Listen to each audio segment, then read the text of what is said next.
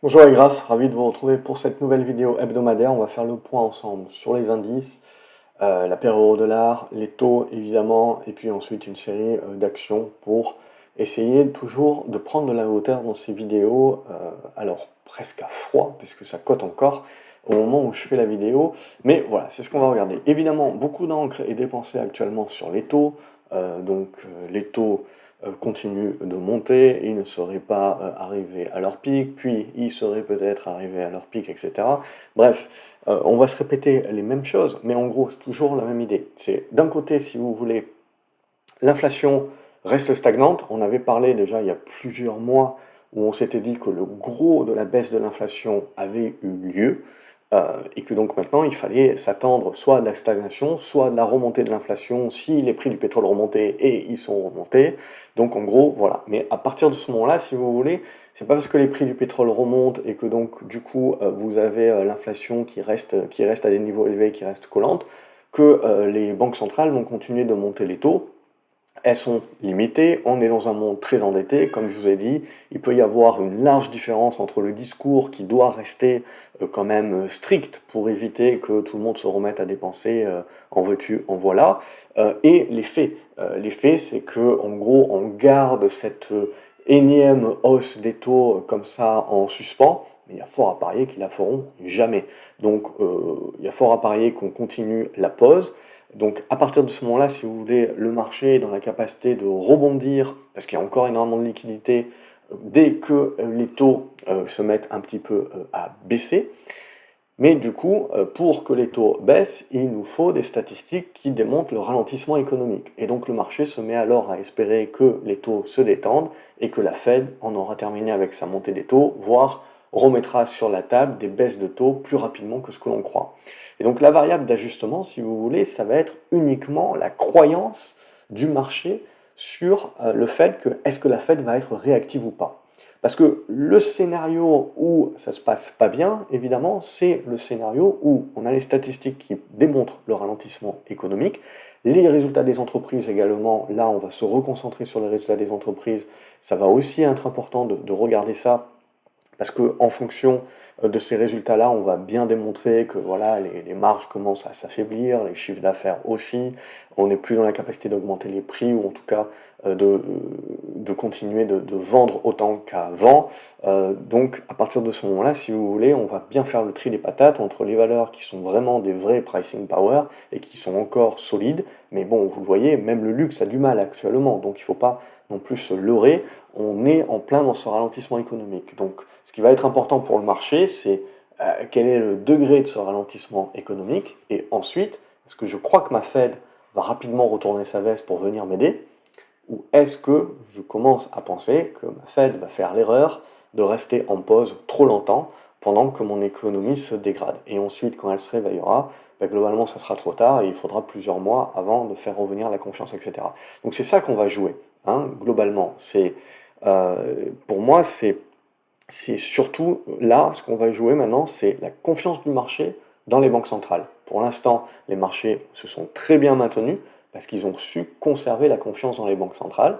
Et maintenant, c'est là où ça va se jouer. Donc les prochaines décisions et les discours des banques centrales vont être super importants par rapport justement aux statistiques économiques et quel degré les statistiques économiques vont-elles se dégrader et avec quelle vitesse. Parce que comme je vous le dis souvent, ça se dégrade vraiment lentement, lentement, lentement, et puis en fait ça va crescendo ensuite.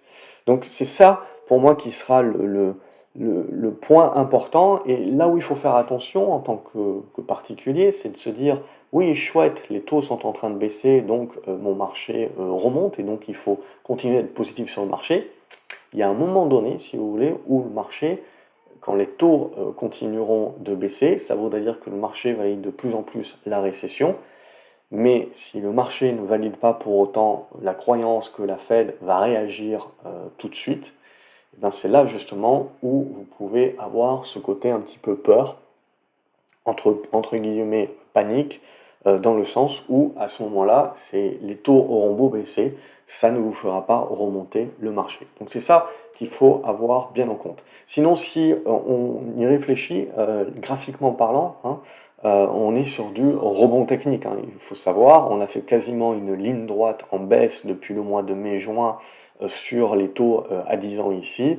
On est en train de rebondir ici, on peut même rebondir un petit peu plus fort vers la zone des 92, qui est l'ancien point bas là, que ça ne change pas le schmilblick pour autant. Comme je vous l'ai dit, moi je pensais que voilà, il faut être contrariant, on est dans une capitulation, et donc on a certainement ce rebond des prix des obligations et donc baisse des taux qui est à voir.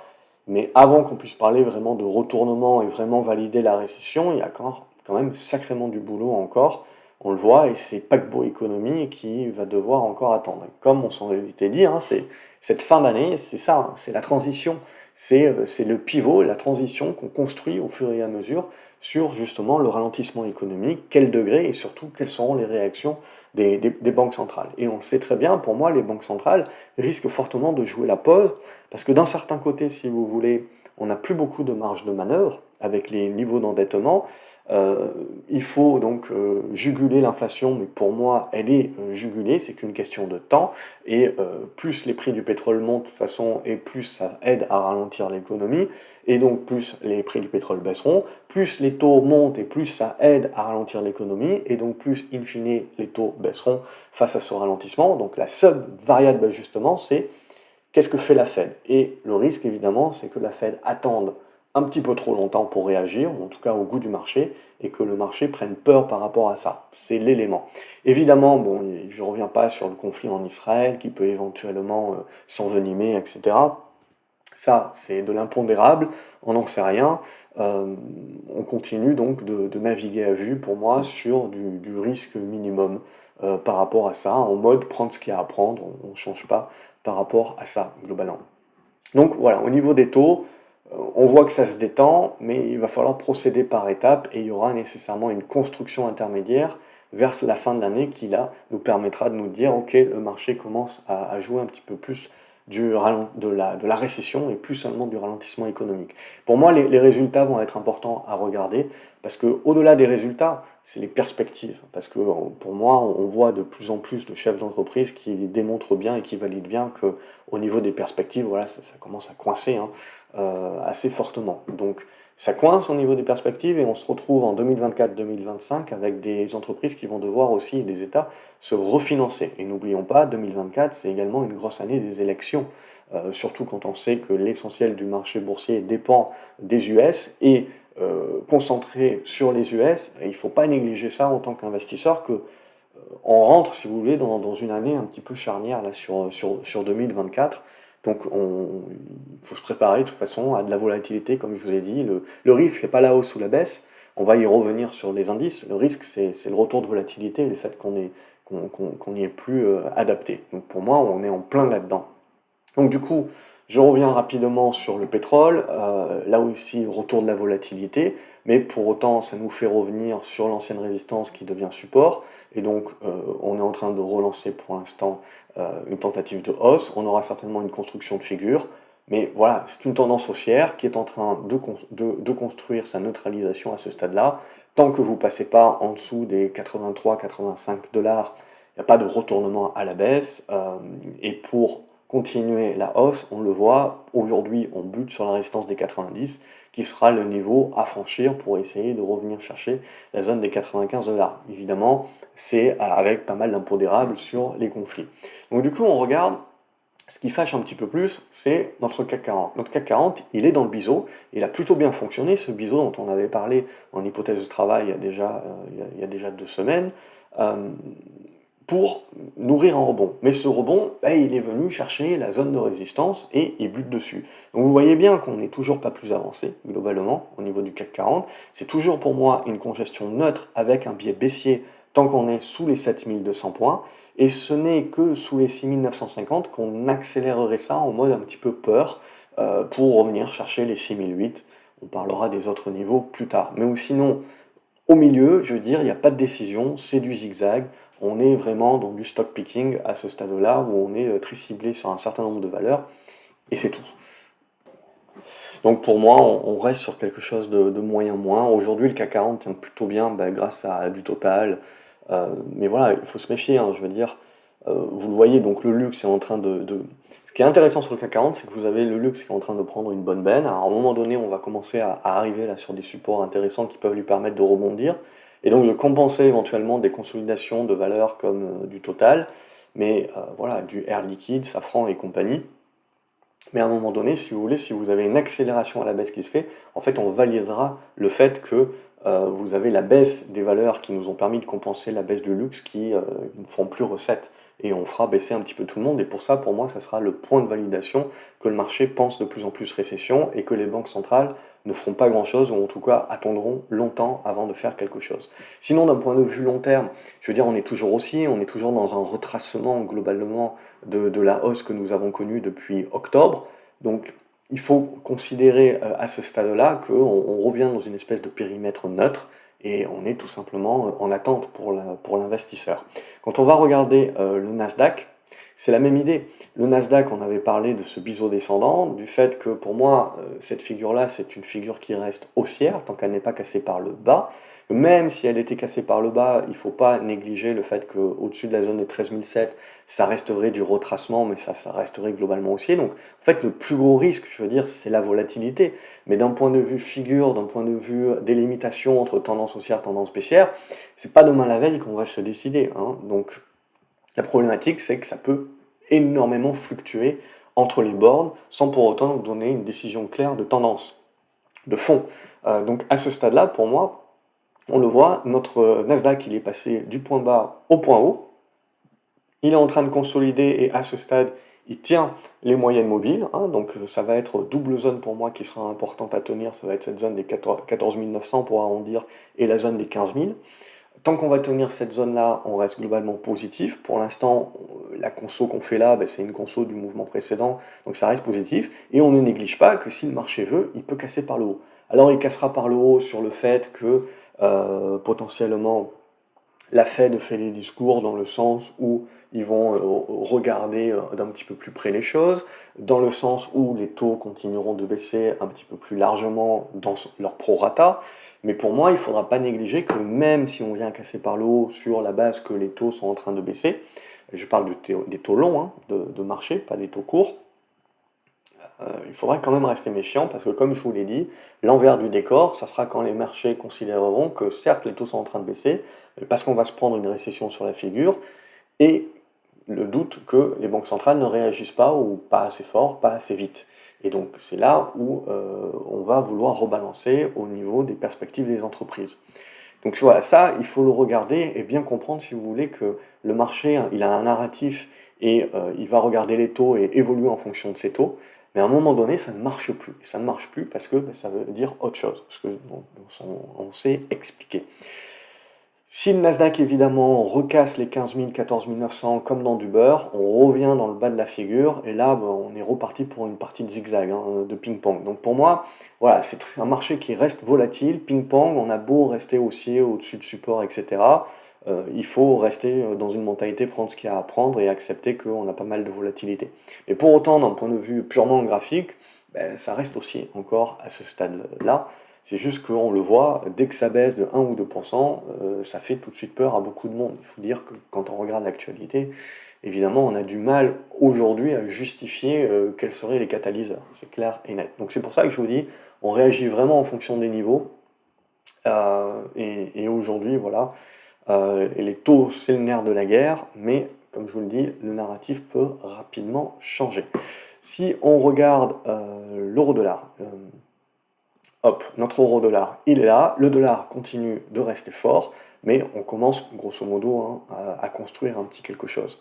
Donc il faut encore patienter, hein, on n'a pas suffisamment de points d'impact. Pour l'instant, le dollar reste fort tant qu'on n'est pas dans la capacité de revenir au-dessus des 1,06 et a fortiori au-dessus des 1,0750.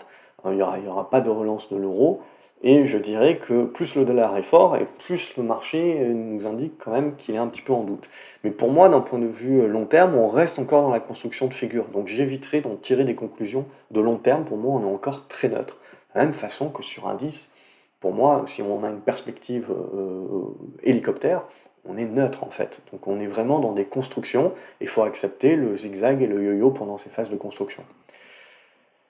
L'or est en train de pas mal remonter la pente, on le voit depuis, quelques jours. Donc ça, pour moi, ça «valide» entre guillemets le fait qu'on acte, la baisse des taux.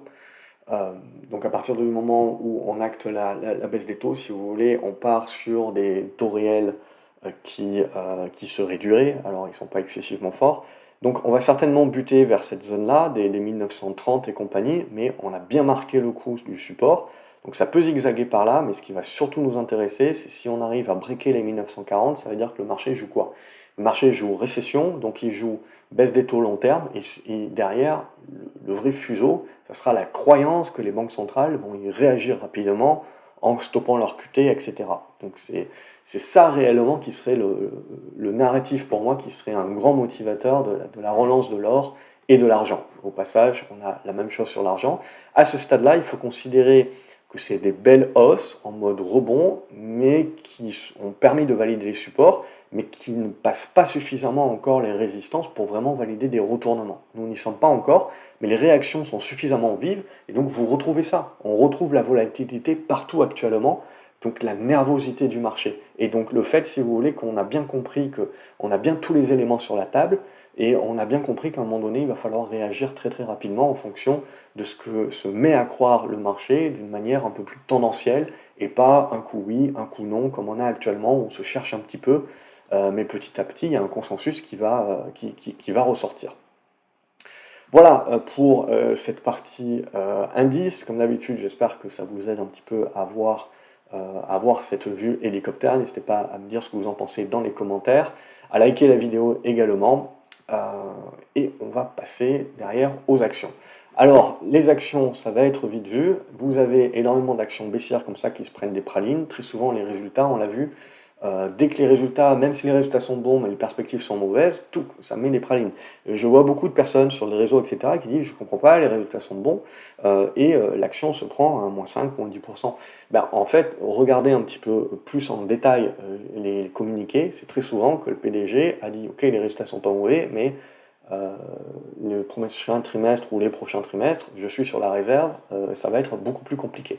Et donc là, le marché sabre, évidemment, parce que les résultats passés, c'est du passé, et on se projette que ça va être beaucoup plus compliqué. Donc à ce stade-là, on a eu du Adyen. Adyen a fait son rebond technique sur la zone des 770. Maintenant, il faut patienter, attendre la construction. Ce qui sera important pour Adyen, c'est d'avoir la capacité de confirmer et de tenir les 690. Si on repasse en dessous, il faut redevenir un peu prudent sur la bête, ça reste une tendance baissière, ok, n'oublions pas ça. La Chine fait couler beaucoup d'encre à ce stade-là. Alors, c'est toujours la même chose, ils font quelques mesures, mais ce pas des mesures qui sont suffisamment grandes pour que le marché se remette à acheter. Et on commence un petit peu, vous voyez, à descendre au fur et à mesure et à jouer un petit peu avec le feu sur les tendances. Donc Alibaba, on joue un petit peu avec le feu, il faudrait éviter de casser les 82 $, 80 $, là, cette zone-là, des 80-82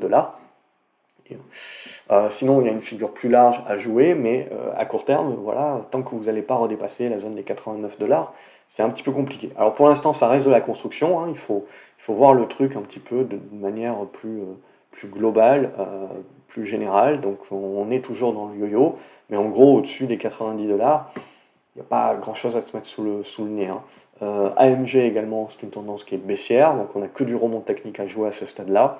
Il n'y a rien, graphiquement parlant, pour jouer plus quelque chose de plus durable. Apple a bien participé donc, au rebond du Nasdaq, donc ça n'oubliez toujours pas l'illusion des indices, hein, c'est que le Nasdaq a beau nous démontrer qu'il est pas loin de ses plus hauts, etc. C'est in fine surtout dû à une poignée d'actions. Quand on regarde plus largement le marché, il y a quand même beaucoup de choses qui tirent la tronche. Et la grosse question, évidemment, c'est de se dire, si jamais les gros calibres se mettent à consolider et à reprendre leur souffle, ce qui serait pas méchant, je veux dire, on est dans des larges biseaux, là aussi vous voyez des larges figures, éventuellement, qu'est-ce qui va arriver aux valeurs qui sont faibles et qui sont déjà en tendance baissière? C'est la grosse question. Est-ce qu'on va avoir une rotation, les marchés vont venir chercher, ou il ne va pas y avoir de prisonniers et on va continuer de sabrer? Ça, voilà, ça fait partie du risque, ça fait partie du risque de volatilité et de capitulation. Regardez du ArcelorMittal, on baisse, vous avez vu, vous faites énormément de zigzags et vous baissez au fur et à mesure, et là, on est en train d'accélérer la baisse. Donc ça aussi, c'est une preuve aussi que le marché se met à jouer clairement le ralentissement économique, donc attention au cyclique. On a beau faire de la rotation sur les actifs tangibles, etc.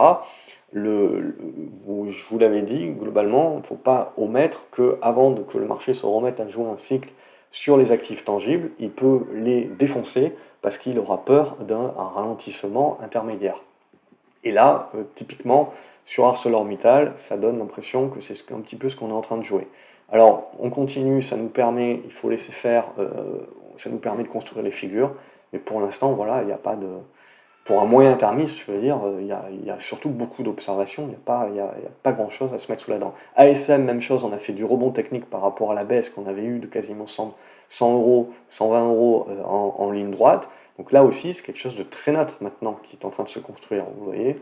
Donc, pam, alors je reconstruirai les figures mais plus nettement, mais en gros, là, c'est une no man's land, hein, je veux dire, c'est énormément de zigzags, c'est bon pour un trader, mais pour l'investisseur, il ne va pas se passer grand-chose. Athos, je ne vous fais pas un dessin, c'est baissier, point barre, si on veut jouer de l'intraday, mais c'est tout, si on n'a vraiment rien d'autre à faire.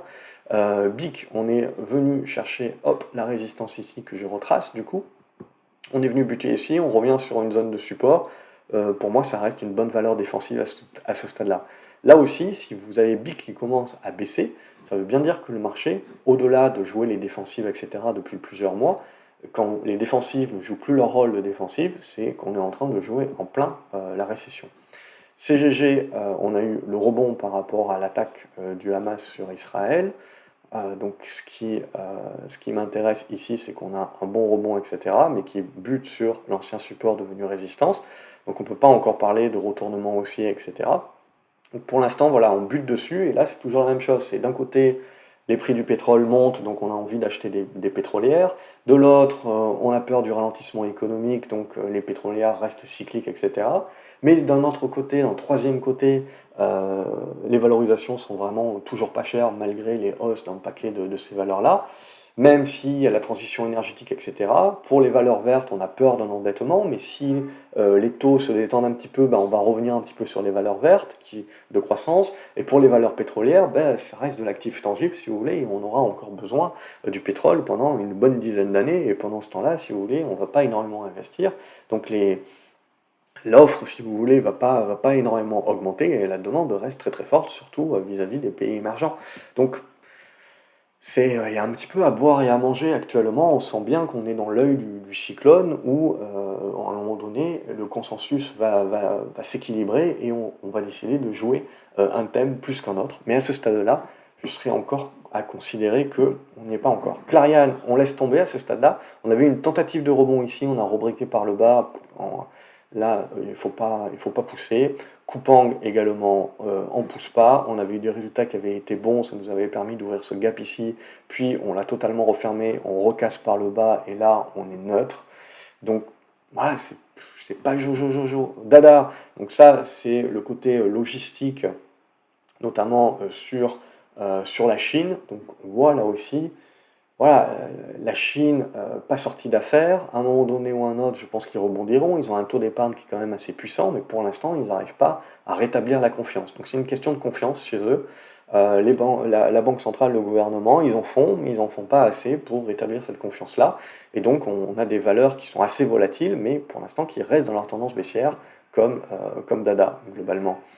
Dassault Systèmes, on avait eu, tiens, Dassault Systèmes, on avait eu un bon rebond là, et ce qui va être intéressant sur Dassault Systèmes, c'est la capacité là de tenir. Donc on a bloqué ici, ce qui va être important pour moi, c'est de tenir là, dans cette zone, et de conserver. Donc là, c'est neutre. Si vous recassez par le bas, pour moi, on initie la tendance baissière.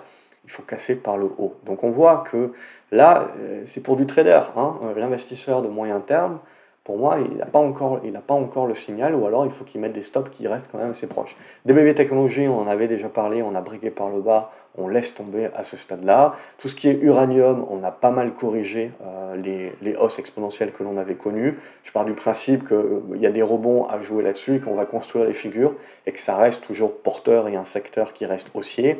Tout ce qui est petite cap, continue de se faire sabrer, Égide par exemple, là, donc ça casse par le bas, donc on laisse de côté.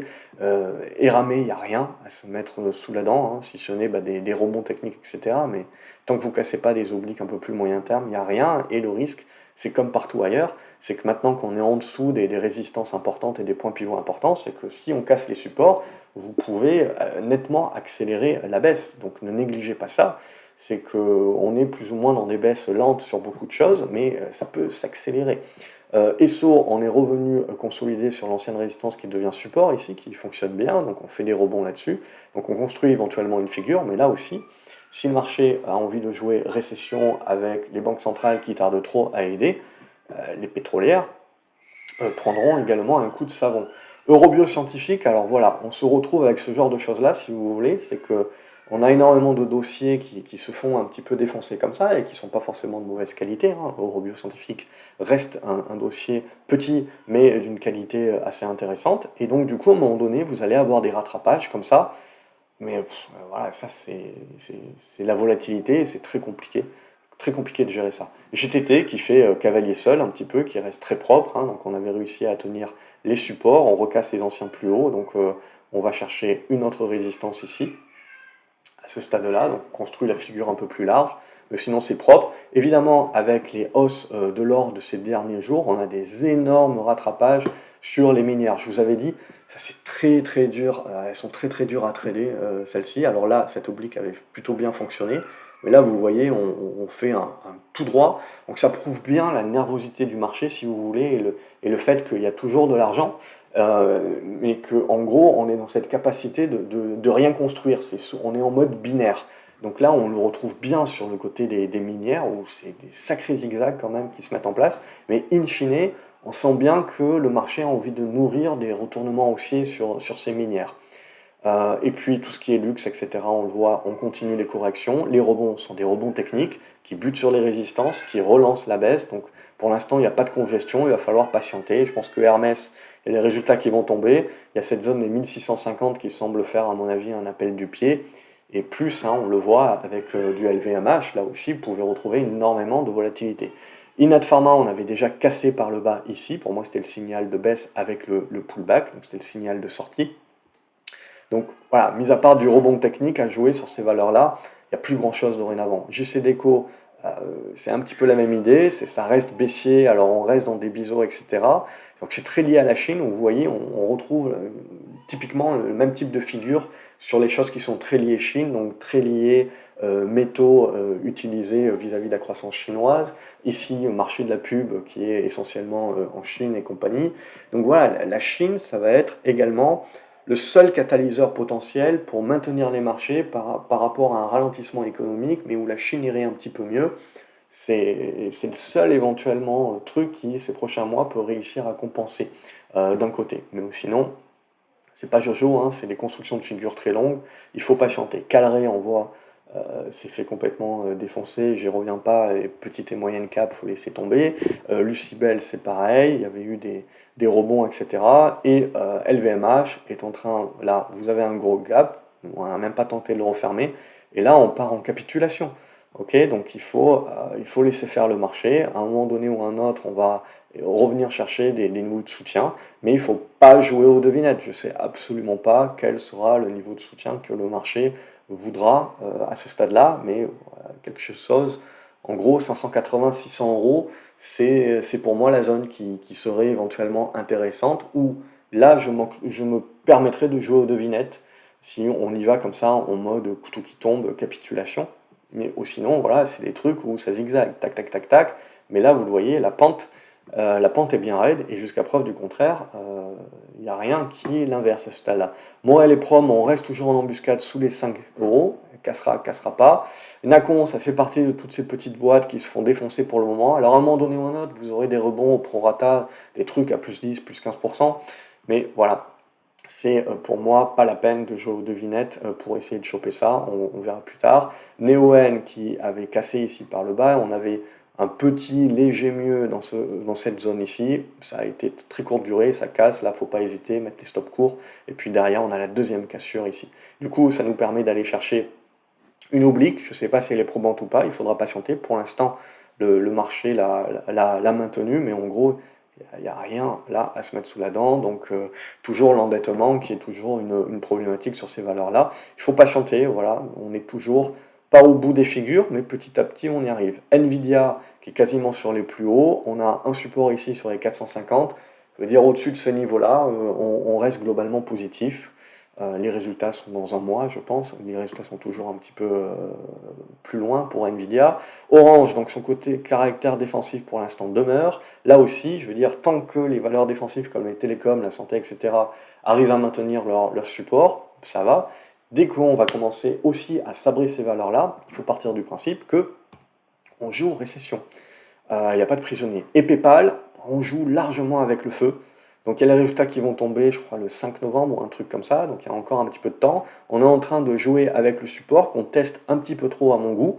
Donc la problématique, c'est si on le lâche, si vous voulez, c'est là où vous pouvez avoir l'accélération de la baisse. Et c'est une valeur qui a été faible pendant tout le rebond des marchés de 2023. Donc c'est pas terrible, terrible. Toutes les valeurs défense sont remontées en flèche à cause, on va dire, on va pas dire grâce, à cause des conflits. Mais voilà, on le sait, de toute manière, on rentre dans une période où il y aura plus de conflits comme ça.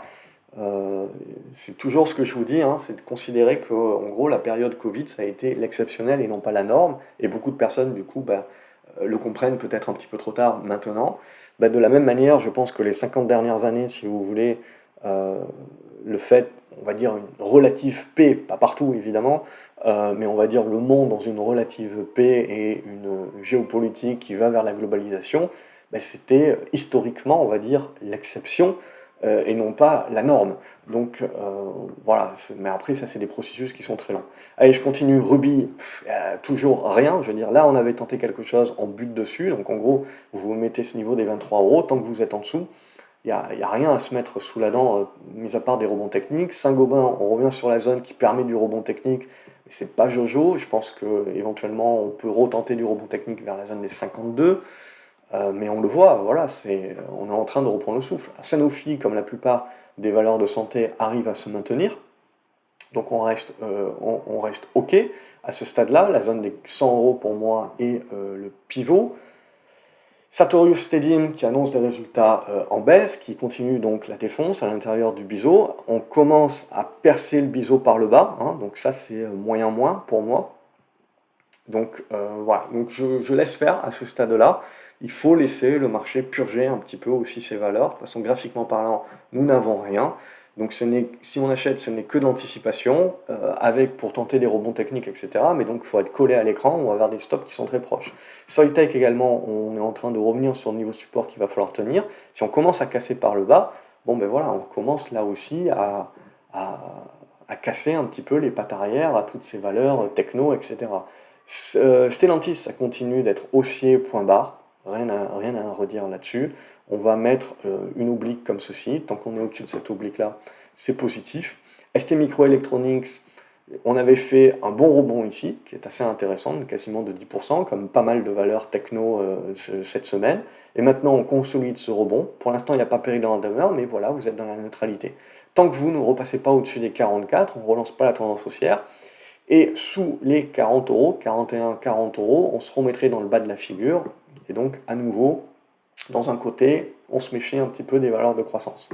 Stonco a cassé. Donc, même s'il peut y avoir de la volatilité, des rebonds, etc., on a cassé la belle tendance qu'on avait. Donc, tout est à refaire. Téléperformance, il n'y a toujours pas grand-chose. Alors on tente, hein, on tente quelque chose, mais il nous manque toujours le coup de rein. Le coup de rein, c'est celui-ci, ça sera au minimum, alors je parle à court terme, ça sera un minimum casser cet oblique ici, on est aux alentours des 120 euros pour tenter un rebond un petit peu plus fort, je dirais, vers cette zone-là des 135, mais ça permettrait de stopper l'hémorragie, de construire un socle, etc. Donc il ne faut pas s'attendre à des trucs qui remontent en flèche, mais un petit peu du zigzag. Mais là, globalement, pour l'instant, ça ne passe toujours pas, mais ça donne le repère. Hein. Toujours important de bien comprendre, si vous voulez, que ce qui est important, c'est que le marché nous donne des repères, pour éviter qu'on joue aux devinettes, pour mettre notre plan, pour mettre nos stops, etc. Tesla également, on est dans quelque chose qui est toujours haussier, mais on voit qu'il rame de plus en plus. Si on casse cette oblique ici, on rentrera à nouveau dans quelque chose de plus neutre. sur Tesla également. Et à ce stade, voilà, ben, on n'arrive pas à se décider. Je mettrai la médiane ici, sous 250 $.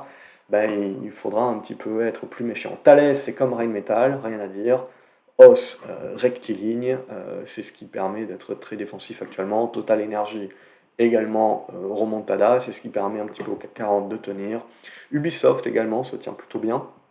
On voit, on a fait une bonne attaque ici, on rebondit, mais voilà, pour moi, il va falloir réussir à confirmer un truc comme ça si on veut relancer, parce que là, j'ai l'impression qu'on a fait un retracement de 50% de la baisse qu'on avait connue là depuis le début du mois d'octobre. Si on bute ici et qu'on repasse, je dirais, sous les 28,40, il faut considérer que on rentre un petit peu dans un truc peut-être un petit peu plus léthargique et un peu plus construit. Et Unibail, même chose, baisse des taux, ça peut être positif pour toutes les valeurs foncières, mais pour autant, on a besoin que l'économie aille bien. C'est là où on revient sur ce qu'on s'était dit en début de vidéo, c'est la dualité, c'est bien beau que les taux se mettent à baisser parce qu'éventuellement il y a un ralentissement économique, mais si on pense que la Fed ne va pas tout de suite arrêter son QT, relancer du QE, refaire éventuellement de la baisse des taux de manière rapide, bah, il va y avoir une phase de flottement, si vous voulez, où le marché va massacrer les valeurs pour des raisons microéconomiques, pour des raisons de résultats de société, et plus seulement macro. Donc là, pour l'instant, on tient tant bien que mal, il faut absolument tenir, il faut déborder cette zone des 47-48, et là, ça voudra dire, si on commence à voir l'immobilier comme ça, qui, surtout Unibail, c'est pas la meilleure lame du tiroir, qui se retourne, ben, ça voudra commencer à valider que le marché peut-être rentre dans une phase où on souffle un petit peu grâce à la baisse des taux. Donc voilà un petit peu où on en est. Comme j'ai voulu faire un éventail de valeurs, des tendances baissières, des tendances haussières, etc., pour que vous voyez un petit peu le marché dans son ensemble et pas que juste l'indiciel, qui pour moi, on voit toujours une photo qui est erronée. Donc on le voit bien si vous voulez, on est dans une incertitude et il y a toujours de l'argent, mais on est tellement dans l'incertitude qu'on voit le marché qui est en mode binaire, on-off, et on le voit notamment cette semaine avec les minières, je veux dire, qui font quand même de la volatilité et des mouvements impressionnant. Donc c'est ça, on en avait parlé ces précédentes semaines, le risque de marché actuel, c'est de ne pas être préparé à cette volatilité. Et on voit, on est en plein dedans, donc c'est bien ça le scénario, c'est un marché volatile. Donc pour moi, ça va continuer, donc on est essentiellement dans du type où soit on est investisseur, mais on est capable d'accepter cette volatilité, en réduisant les tailles de position éventuellement, soit on est en mode trading, mode qui à prendre et on navigue un petit peu à vue semaine après semaine. Voilà, comme d'habitude, j'espère que cette vidéo a pu vous aider, vous sortir éventuellement du brouillard. N'hésitez pas à me dire ce que vous en pensez, quelles sont les valeurs que vous favorisez, comment vous voyez la suite dans les commentaires. Comme d'habitude, je me ferai un plaisir de les lire, de vous y répondre. Je vous souhaite un excellent week-end. N'oubliez pas de liker la vidéo, de mettre un pouce en l'air. Et je vous dis à la prochaine. Salut les graphes.